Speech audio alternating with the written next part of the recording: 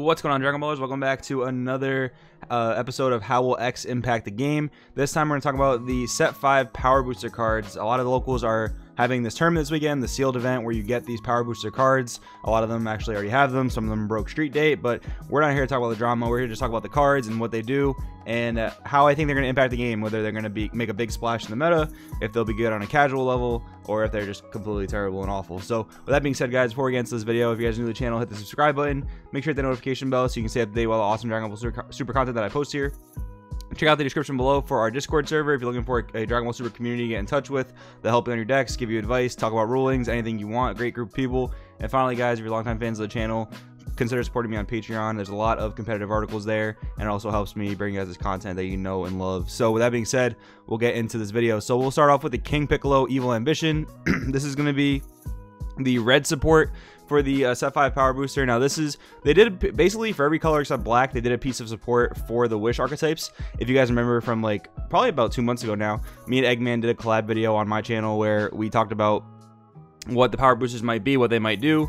And I think for the most part we were off base. Like we talked about a lot of stuff outside of wishing, which you know, some of it we did talk about wishing, but here we have the red King Piccolo Evil Ambition. So this is gonna help out that Oolong deck. And honestly, guys, I'll read the effect first and I'll get into it. So it's a 1-drop, 5k attack power, 5k combo. When you play this card, if your leader is a red Shenron card, choose up 3 Dragon Balls from your deck, place them in the drop area, then shuffle. If you place a card in your drop area, choose up to 1 King Return to Youth from your deck, activate it, then shuffle your deck. So a few things here.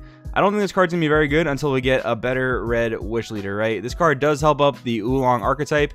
It does dump 3 Dragon Balls to the drop area, so you get to awaken much faster, which is a big problem in that deck because you can't really gain advantage well because you have to attack with battle cards in order to get Dragon Balls, and that's just a real big problem, which means turns 1, 2, and 3 you have to spend those playing cheap 1-drops to attack and get Dragon Balls, even if you don't want to attack. Like even if you want to play a slower game, maybe not awaken your opponent, you don't have the option to do that because the leader forces you to do that.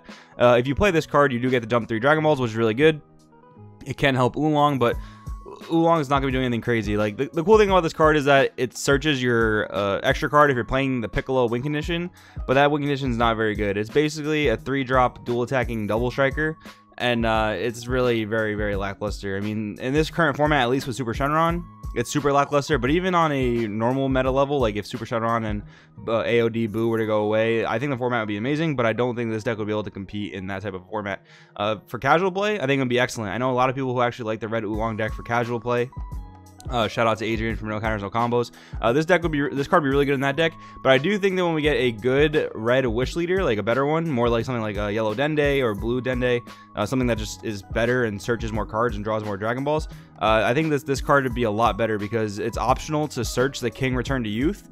So as long as you're playing red cards, you can play this for 1 energy and you can dump 3 Dragon Balls, so you can get awakened much faster. And cards like this are actually really important in this current format when we have something like Super Shenron that's killing super fast. You know, these Wish leaders that aren't playing Super Shenron themselves, they want to flip over really fast. So the dump 3 Dragon Balls is really good. It's unfortunate this one you have to play it because once you get down to the Oob, you don't have to necessarily cast the card, but it's different. You know, they couldn't make every card the same, so I understand that. So overall, card's not amazing. The Oolong deck's not going to do anything crazy, but it does definitely give it a buff for sure.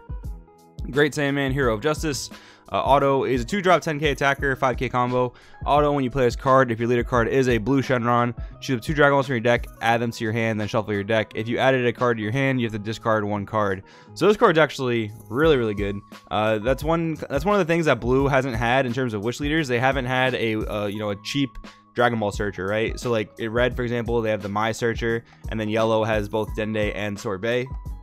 Blue hasn't really had anything like that. Neither is green yet. But yeah, this card's really good for that reason. It's a 2-drop to search 2, so there's a kind of that trade-off there. I mean, I think the 1-drop searchers are much better because on turn 2 you can be doing better things like Child's Wishing and things like that. But nonetheless, this card's still really good. You basically get to search 2 draw spells and you have to discard a card, so you're still turning any card in your hand into a +1, which is really cool. 10k attacker is nothing to laugh at. He definitely can attack for damage. This card actually has some decent synergy with the Boo AOD Dende deck as well, because if you are playing that alternate win condition, the Ultimate Absorption Majin Buu, the blue 7-drop, you can put this card under the Boo if you need to, and it'll actually help you give it triple strike dual attack. So that part is really good. So yeah, overall this card's decent. The 2-drop's a little weird, but I mean it's blue support, and blue is one of the best colors in the game, and the blue Dende leader right now is arguably the second best wish leader in the game right now. So this card's really good, really powerful. Might see some play. I definitely could see this being in some top cut lists. Oob, Symbol of Hope. This is a card that everyone's talking about, and if you're not talking about it, you should be talking about it. This card's absolutely bonkers, especially for obviously green wish decks, but it's really, really good in Chilai, because Chilai actually is a really good wish leader. Not having to take your own life is really beneficial in a lot of instances if you're trying to spam like veggies or anything like that. It's also really good at just getting you flipped over really fast, because the Chilai has access to a Kind Wish, which is really good. It has access to Cold Bloodlust. So the Chilai leader has access to a ton of good cards. It's just getting flipped over has been the problem, because even though Chilai leader doesn't require any attacking to search Dragon Balls, she only searches 1 Dragon Ball per turn, so that's really slow. This card is super good. So when you play this card, or when you combo with this card, if your leader card is a green Shenron, choose up to 3 Dragon Balls from your drop area, from your deck, sorry, place them in the drop area, then shuffle your deck. If you place cards in your drop area, choose one of your opponent's battle cards with energy cost of 1 and KO it. So that's just super useful, right? Like, you can just clear Borgos, which is really popular right now, Black Mass Sand, which is really popular right now. It clears a ton of cards. It helps you awaken. It puts 3 in the drop really fast. Now, the cool thing is that if you see 2 of these guys, like as early as turn 1, turn 2, you can get flipped over as early as turn 1, turn 2 in that Chilai deck. It does take a -2 from the hand, which is a little bit unfortunate, but you can make up that card advantage by drawing on the backside. The only issue is that you do have to hard draw this card. As far as I know, there's nothing that actually searches this card. So you do have to hard draw it, and sometimes your strategy might be overly reliant on this card. It's almost like the same issue as Skillless Goku. They're overly reliant on the 1-drop, but they have a lot more ways to search the 1-drop, and they also have a lot more ways to search the 4-star ball so they can get the ball rolling. Oob, Symbol of Hope, does not seem to be searchable by anything I can think of. I don't think there's really anything in the game that searches Oobs. There are cards that search Earthlings, but it'd be kind of hard to fit those in this deck, honestly, and they'd be a little bit too late. So Oob is an amazing card, but the issue is going to be finding them early on in the game. So you might see decks with like a ton of personal ambitions or cards like that to help filter through the deck. But this card is probably the best power booster support in my opinion. It's just that good, and Chilai is that good of a leader. So just my 2 cents. Tacoma Freezes Loyal Servant. This card's weird to me, and I'll explain why after I read the effect. So permanent. If a Frieza or Sorbet is in play in your battle area, not leader area, make sure you differentiate between that, because you can't just play this for free if your leader is a Frieza. You can play this card from your hand without paying energy costs. So yeah, they have to be in your battle area. Auto, when you play this card, if your leader card is a yellow Shenron leader, choose up to 1 Dragon Ball from your deck, place in the drop area, shuffle your deck, draw 1 card, and you cannot play another Tacoma for the duration of the turn. So a couple interesting things here. One, it mills a Dragon Ball but still draws a card, so it's a little bit different than some of the other cards we've seen so far. The cool thing about that is, like, if you're playing against, let's say, an aggro matchup, and let's say you're playing like Super Dragon Ball, let's say you don't want to tap out on turn 2, you can play the Tacoma, dump the Super Dragon Ball, and then still draw a card off of it, which is really good. It's basically a way to get that Dragon Ball to the drop area without having to pay 2 for it, because you don't want to be in a situation where paying 2 for that card is going to lose you the game, right? So Tacoma's really good for that instance, and this card's really good as well in like Dende Frieza deck, right? So it doesn't require any type of Frieza leader, so you can play the yellow Dende leader, and then if you use Sorbet to search out your Dragon Balls instead of the Dende 1-drop that a lot of lists used to play, you can turbo through your deck faster for Dragon Balls. And this is really relevant in the current format right now, because Yellow Wish Dende Frieza deck is definitely a contender this format. That deck is super good. The only issue is that if you can't awaken turn 2, you're a little bit too slow, at least in the face of like Super Shenron or AOD Dende. So this card's really important in that strategy for getting flipped over faster. So this card's really good. I think Oob and this card are honestly going to fight for the first strongest card out of this power booster set.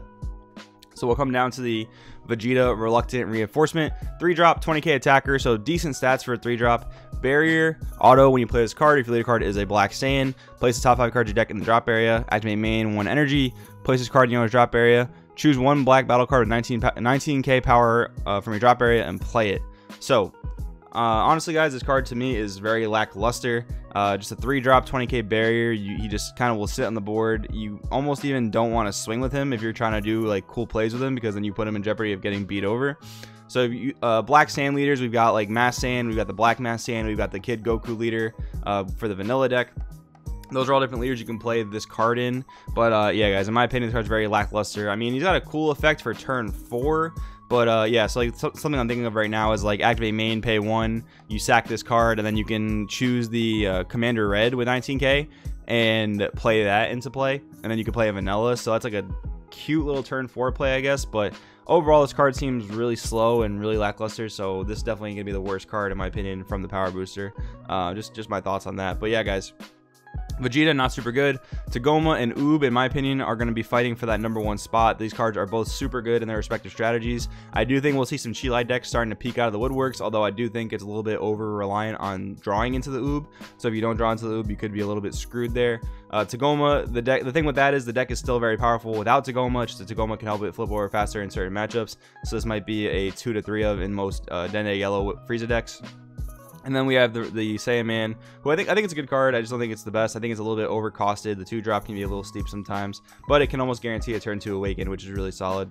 And we have the King Piccolo, probably the second worst card in my opinion. Good for casual play, not going to be super great for competitive play. But those are my thoughts, guys. Let me know what you think about all these power boosters down in the comments below. Which ones are you looking forward to picking up? Which ones are you looking forward to putting in your decks? Let me know any cool strategies you guys come up with. Thanks so much for watching. My name is Joey. This is Crosswell TCG, and I'll see you guys in the next video. Hey, what's going on, Dragon Ballers? Thanks for watching that video. If you'd be so kind to drop a sub, maybe check out some of our videos. If the end card is even there, you know, the hardest part of doing YouTube is not the editing, it's not the videos, it's not the content creation, it's that YouTube just doesn't want to work sometimes. So hopefully that stuff is there. You guys are awesome. I'll see you in the next one.